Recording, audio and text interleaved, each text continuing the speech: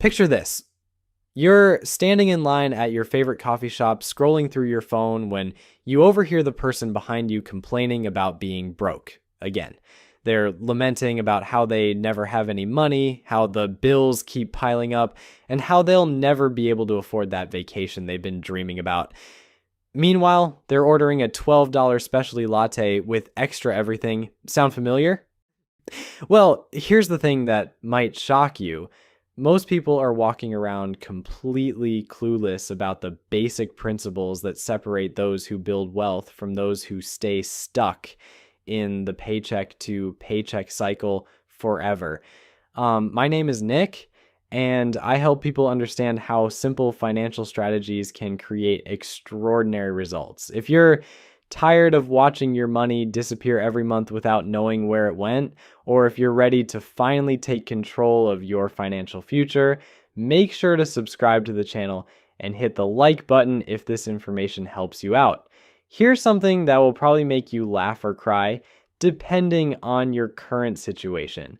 The difference between people who build lasting wealth and people who struggle financially their entire lives isn't intelligence.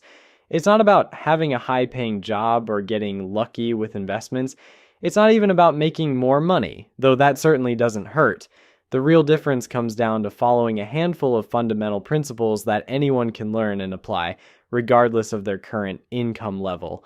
Today, I'm going to walk you through the 10 golden rules of money that can transform your financial life. These aren't complicated strategies that require a finance degree to understand. They're simple, proven principles that have been creating millionaires for decades. Some of these rules might seem obvious when you first hear them, but I guarantee you'll be surprised by how many people completely ignore them. Others might challenge everything you thought you knew about managing money. By the end of this video, you'll have a clear roadmap for building wealth that actually works, and you'll understand why most people never achieve financial freedom despite earning decent incomes their entire lives. More importantly, you'll know exactly what to do differently starting today. Golden rule number 1, never spend more than you earn. Let's start with the most fundamental rule of money, the one that everything else builds upon. Never spend more than you earn. I know. You're probably thinking this is so obvious it doesn't need to be said. But here's the reality check. The average American household carries over $9,000 in credit card debt. That's not including mortgages or student loans. That's $9,000 spent on stuff they couldn't afford in the first place. This rule sounds simple because it is simple, but simple doesn't mean easy. Living below your means requires discipline that most people simply don't have. It means saying no to things that everyone around you is saying yes to. It means being comfortable with delayed gratification while living in a culture that worships instant everything. But here's what happens when you master this first rule. You break free from the maddening cycle that traps most people. You know the cycle I'm talking about? Work, spend, stress about bills, work some more, spend some more, repeat until retirement or death, whichever comes first. When you consistently spend less than you earn, you create what's called positive cash flow. This surplus becomes the foundation for everything else we're going to discuss. Think about it this way. If you earn $3,000 per month, but spend $3,050, you're moving backwards financially every single month. Even if it's just $50, that deficit compounds over time. But if you earn $3,000 and spend $2,800, that $200 surplus becomes your ticket to financial freedom.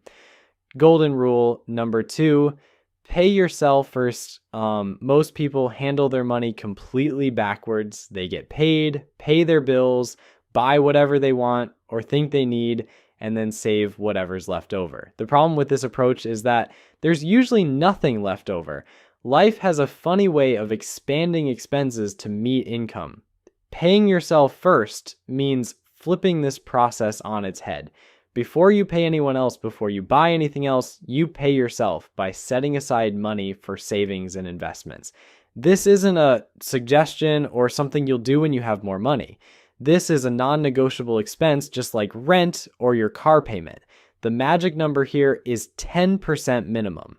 If you're in your 20s and you save 10% of every paycheck, you can almost guarantee you'll retire comfortably, not just getting by, but actually comfortable. The person who consistently saves 10% of their income will build substantial wealth over time, while the person who saves whatever's left over will likely struggle financially their entire life. Here's how you make this automatic. Set up a monthly transfer from your checking account to a dedicated savings or investment account. Treat this transfer like any other bill that has to be paid. The money moves before you even have a chance to spend it on something else. When you automate the process, you remove the temptation and the decision fatigue that kills most people's good intentions. Golden rule number 3, build an emergency fund. Life has a talent for throwing curveballs when you least expect them. Your car breaks down, you need emergency dental work, the refrigerator dies, or you lose your job. Without an emergency fund, these situations force you into debt, which completely derails your financial progress. Your emergency fund should cover 3 to 6 months of essential expenses, not 3 to 6 months of your current lifestyle, but the bare minimum you need to survive. Rent or mortgage, utilities, groceries, insurance, and other necessities. If your essential monthly expenses are $3,000, you need between $9,000 and $18,000 sitting in a high-yield savings account that you never touch unless there's a genuine emergency. I know that sounds like a massive amount of money if you're starting from zero, but remember, you don't need to save it all at once. Like, start with the goal of $1,000, then build from there. The key is consistency, not perfection. Let me tell you about Sarah, a marketing professional who decided to build her emergency fund by saving $200 per month. It seemed like a small amount compared to her monthly expenses, but she stuck with it. In year 1, she saved $2,400. By year 2, she had nearly $5,000, including the interest her money was earning. When her car needed an unexpected $1,200 repair, she paid cash instead of putting it on a credit card.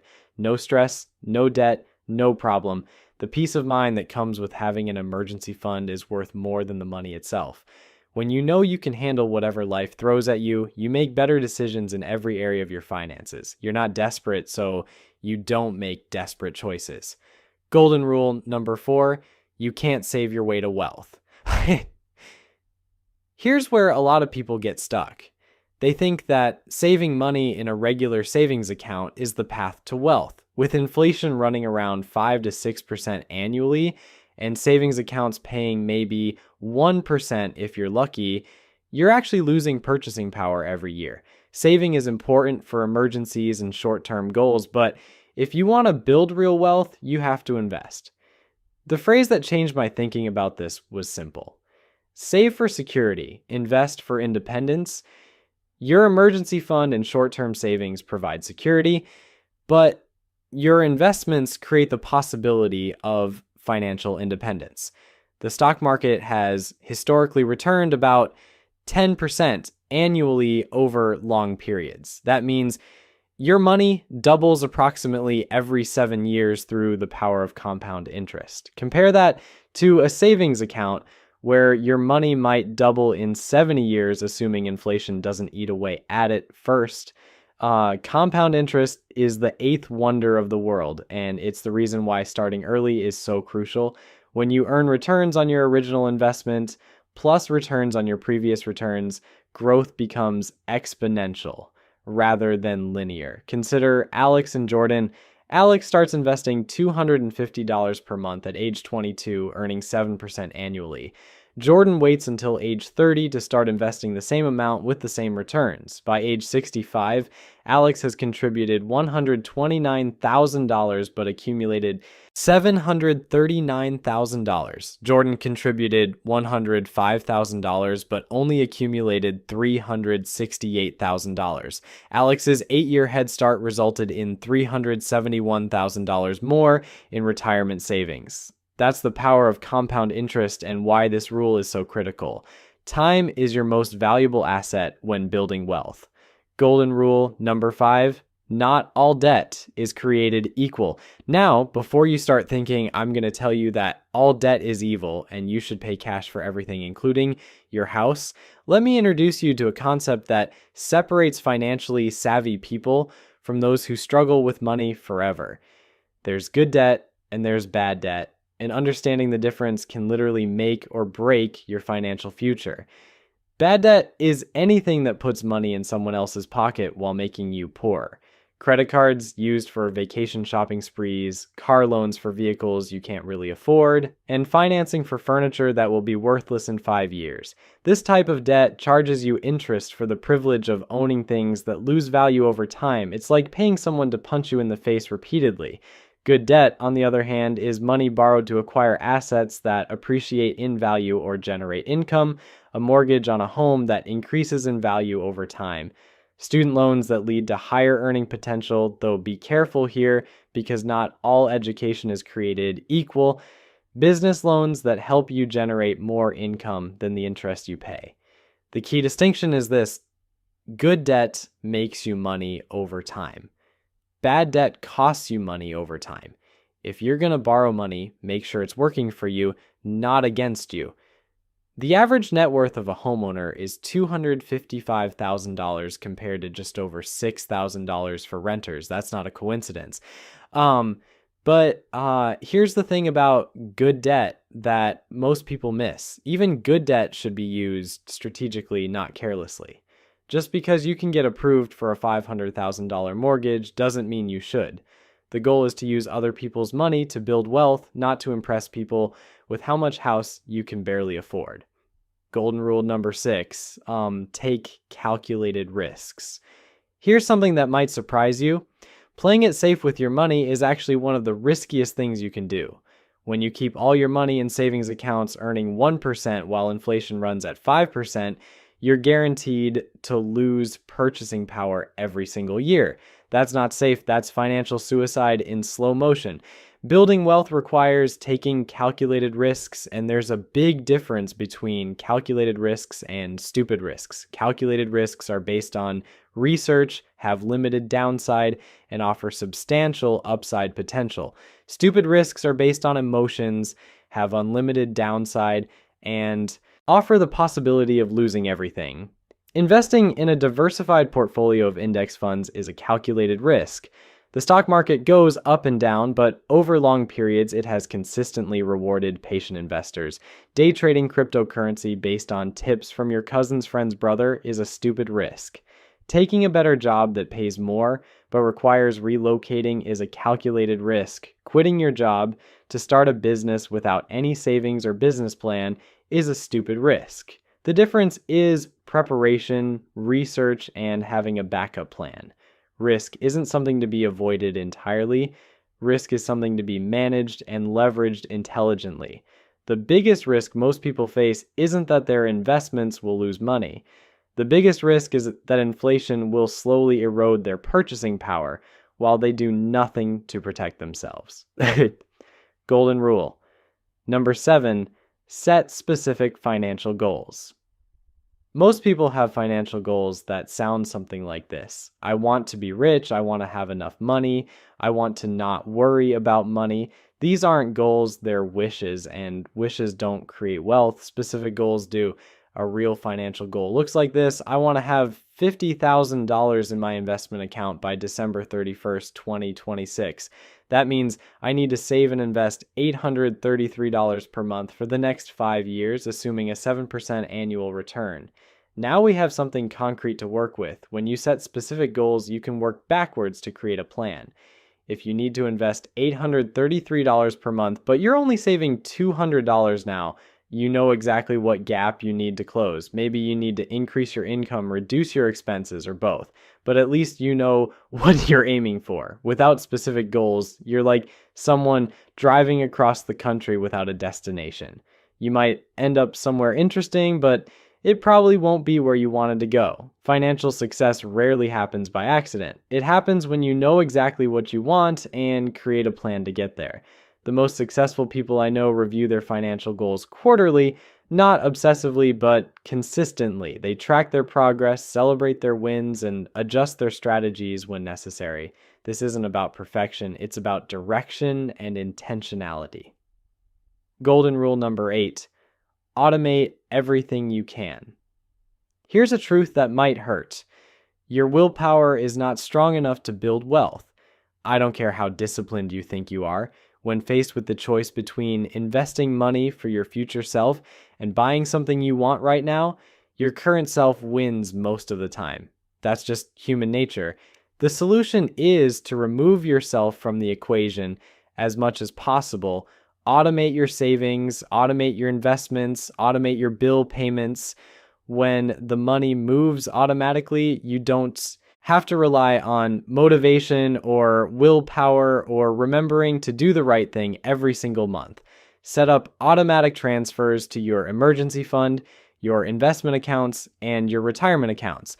Schedule these transfers for the day after you get paid, before you have time to spend the money on something else. Pay your bills automatically so you never have to worry about late fees or damaged credit scores. This isn't about being lazy, it's about being strategic. The less you have to think about routine financial tasks, the more mental energy you have available for bigger financial decisions. Plus, automation ensures that you pay yourself first every single time without fail. The wealthy understand that systems beat willpower every time. They don't rely on motivation to build wealth. They rely on automated systems that work whether they feel like it or not. Golden rule number 9, track your money obsessively. You cannot manage what you do not measure, and most people have absolutely no idea where their money goes each month. They know roughly what they earn, they have a vague sense of their major expenses, but the details that actually matter are completely invisible to them. Every successful business tracks their income and expenses obsessively because that's how they identify problems and opportunities. Your personal finances work exactly the same way. When you track every dollar that comes in and every dollar that goes out, patterns emerge that would otherwise remain hidden. Maybe you're spending $400 per month on food delivery without realizing it. Maybe your subscription services have crept up to $200 per month. Maybe you're spending more on coffee than you're investing for retirement. You can't fix problems you don't know exist. Modern technology makes this easier than it's ever been. Your apps can automatically categorize your expenses, show you spending trends, and alert you when you're approaching budget limits. But the app is just the tool. The real power comes from actually paying attention to the information. I recommend doing a monthly money date with yourself. Sit down, review your spending, check your progress toward your goals, and make any necessary adjustments. This isn't about judgment or guilt, it's about awareness and intentionality. The people who track their money consistently almost always outperform those who wing it. Golden rule number 10: be patient and think long term. Here's the final rule, and it might be the most important one of all. Building wealth is not a sprint, it's a marathon. Every financial decision you make should be filtered through this question: how will this affect my financial situation in 10, 20, or 30 years? The person who can delay gratification and think long term will almost always outperform the person who needs instant results. Like, compound interest needs time to work its magic. Real estate needs time to appreciate. Businesses need time to grow and become profitable. This long-term thinking applies to everything. Don't just think about the monthly payment on that car loan. Think about the total cost over the life of the loan and what that money could have become if invested instead. Don't just think about how much money you're saving by skipping investments this year. Think about how much wealth you're giving up over the next 30 years. The most successful investors are often the most boring ones. They buy diversified index funds and hold them for decades. They don't try to time the market or chase hot stocks. They understand that time in the market beats timing the market every single time. This patience extends beyond investing. Building an emergency fund takes time. Paying off debt takes time. Developing the habits and mindset that create lasting wealth takes time. But here's what's beautiful about playing the long game. The results compound just like your investments do, so there you have it. 10 golden rules that separate people who build lasting wealth from people who spend their entire lives wondering where their money went. These aren't revolutionary concepts that require a PhD in economics to understand. They're simple principles that work if you actually follow them consistently. Remember that person in the coffee shop I mentioned at the beginning? The one complaining about being broke while ordering a $12 latte. That person doesn't have an income problem, they have a priority problem. They're choosing instant gratification over long-term wealth building, and they're getting exactly the results you'd expect from that choice. The beautiful thing about these 10 rules is that you don't need to master all of them overnight. Pick one or two that resonate with you and start there. Maybe it's automating your savings or finally building that emergency fund. Maybe it's tracking your spending for the first time in your life or setting specific financial goals instead of just hoping things work out. What matters most is that you start today, not tomorrow, not next month, not when you get that raise or pay off that debt, today. Because every day you wait is another day that compound interest could have been working in your favor instead of against you. Your future self is counting on the decisions you make right now. 10 years from now, you'll either thank yourself for following these rules or wish you had started sooner. The choice is yours.